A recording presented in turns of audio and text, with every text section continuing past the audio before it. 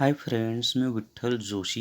या व्हिडिओमध्ये आपण सामान्य ज्ञानावर आधारित प्रश्न पाहणार आहोत आणि स्पेशल तलाठी भरतीसाठी सामान्य ज्ञानावर आधारित बनवलेला हा माझा 17वा व्हिडिओ आहे. याच्या आधीचे 16 व्हिडिओसुद्धा तुम्ही पाहून घ्या, निश्चितच तुम्हाला फायदा होईल.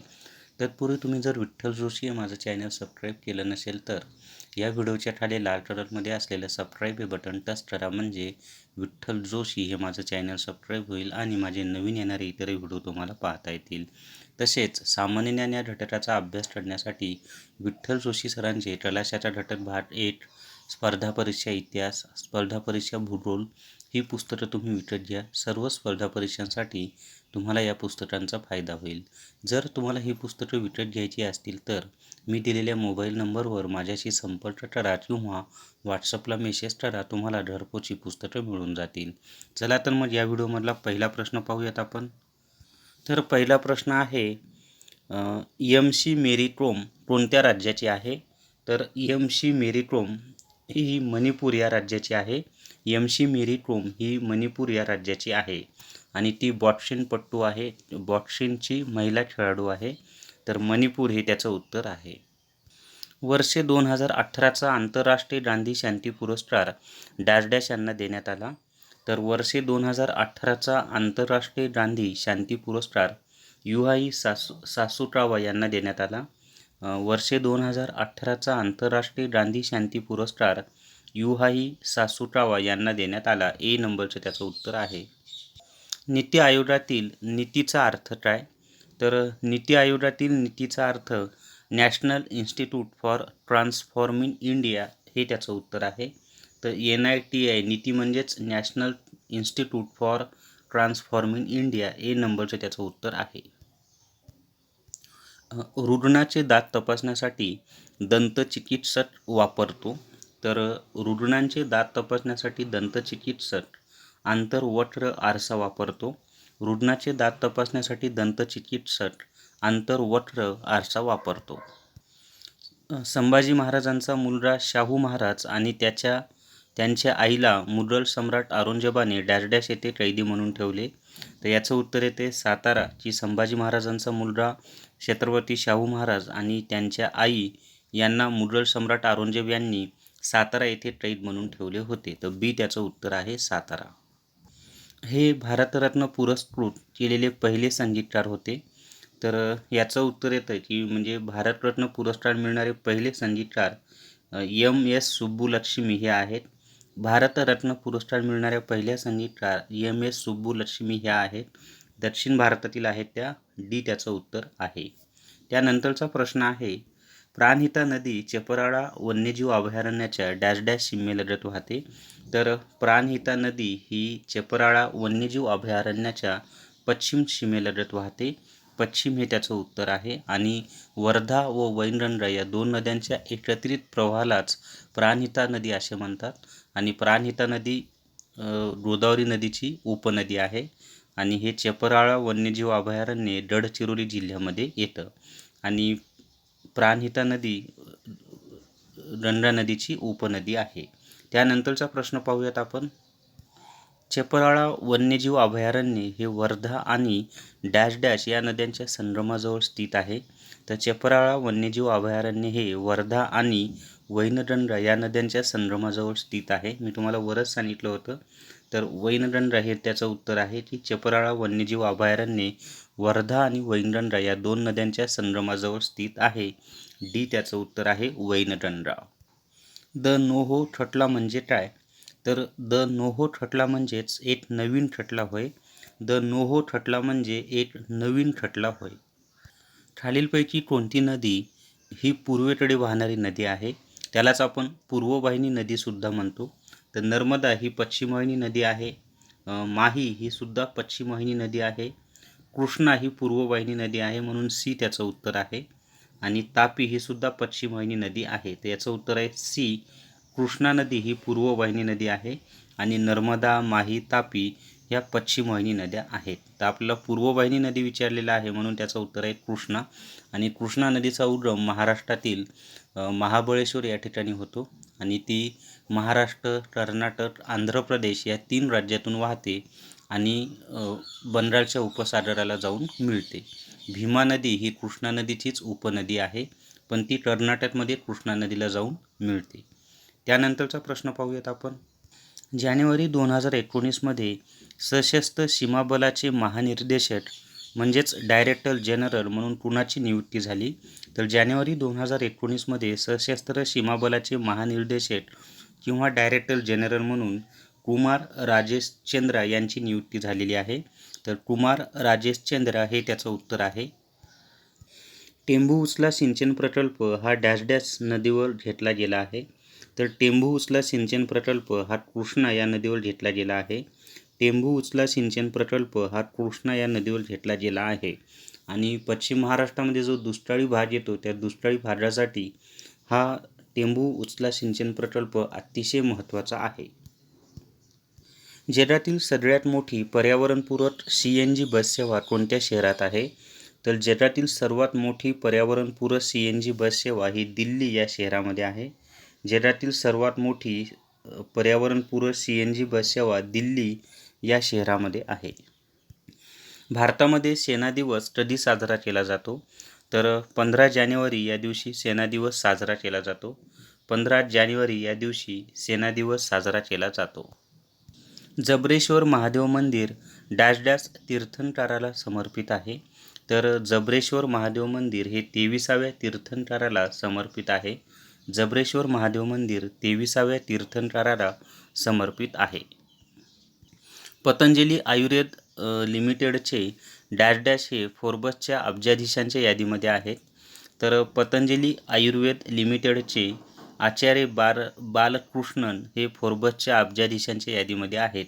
आता पतंजली म्हटलं की आपल्याला रामदेव बाबाच डोळ्यासमोर येतात, परंतु याचं उत्तर बाबा रामदेव यांचे जे साथीदार आहे किंवा पार्टनर आहेत ते आचार्य बालकृष्णन हे पतंजली आयुर्वेद लिमिटेडचे आचार्य बालकृष्णन हे फोर्ब्सच्या अब्जाधीशांच्या यादीमध्ये आहेत, म्हणून त्याचं उत्तर आहे सी, आचार्य बालकृष्णन.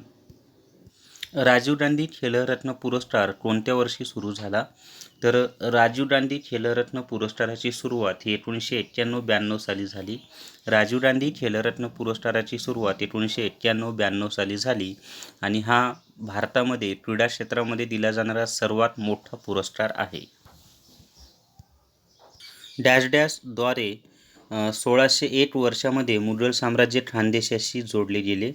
तर सम्राट अकबर यांच्याद्वारे 1601 साली मुघल साम्राज्य खानदेशाशी जोडले गेले. सम्राट अकबर यांच्याद्वारे 1601 वर्षामध्ये मुघल साम्राज्य खानदेशाशी जोडले गेले. त्यानंतरचा प्रश्न आहे, आंतरराष्ट्रीय महिला दिन दरवर्षी डॅश डॅश या दिवशी साजरा केला जातो. तर आंतरराष्ट्रीय महिला दिन दरवर्षी 8 मार्च या दिवशी साजरा केला जातो. आंतरराष्ट्रीय महिला दिन दरवर्षी 8 मार्च या दिवशी साजरा केला जातो. भारतात राज्य सरकारचा कायदेशीर सल्लागार पुढीलपैकी कोण आहे? तर भारतात राज्य सरकारचा कायदेशीर सल्लागार हा ॲडव्होकेट जनरल असतो. त्यालाच मराठीमध्ये महाधिवक्ता असे म्हणतात. तर ॲडव्होकेट जनरल किंवा मराठीमध्ये महाधिवक्ता हे राज्य सरकारचे कायदेविषयक सल्लागार असतात. आणि केंद्र शासनाचे कायदेविषयक सल्लागार हे अटॉर्नी जनरल असतात. केंद्र शासनाचे कायदेविषयक सल्लागार अटॉर्नी जनरल असतात आणि राज्य सरकारचे कायदेविषयक सल्लागार ॲडव्होकेट जनरल किंवा महाधिवक्ता असतात. ॲडव्होकेट जनरल इंग्लिशमध्ये म्हणतात आणि महाधिवक्ता हे मराठीमध्ये म्हणतात. भारतीय संविधानाचे कोणते कलम मूलभूत कर्तव्यांबद्दल सांगते? तर भारतीय संविधानाचे कलम 51A हे मूलभूत कर्तव्याबद्दल माहिती देते. भारतीय राज्यघटनेतील कलम 51A हे मूलभूत कर्तव्याशी संबंधित माहिती देते.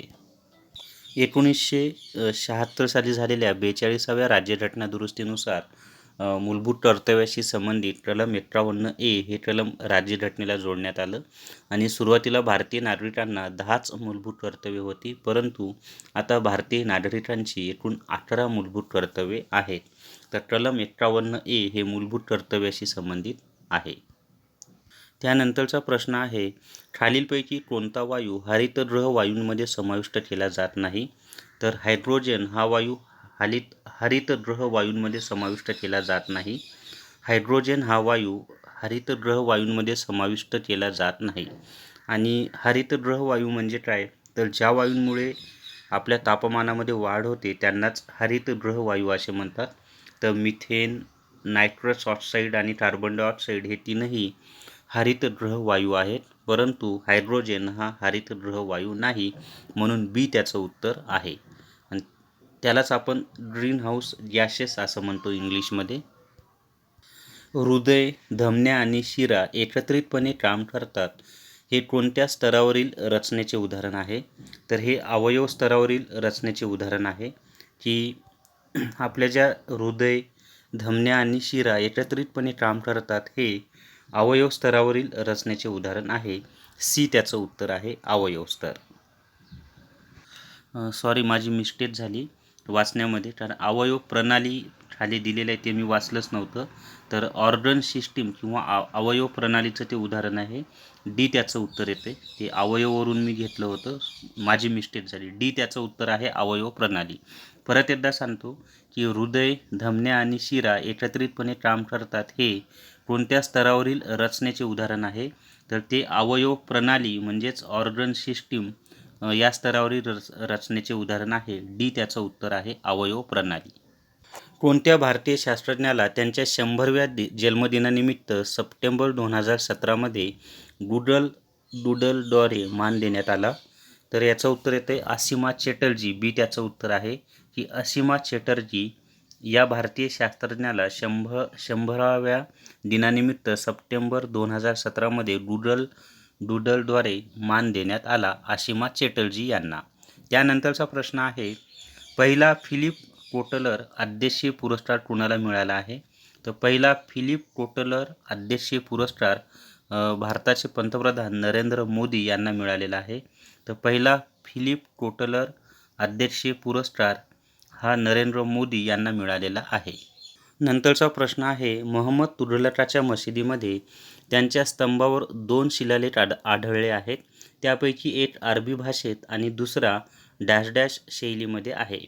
तर मोहम्मद तुघलकाच्या मशिदीमध्ये त्याच्या स्तंभावर 2 शिलालेख आढळले आहेत.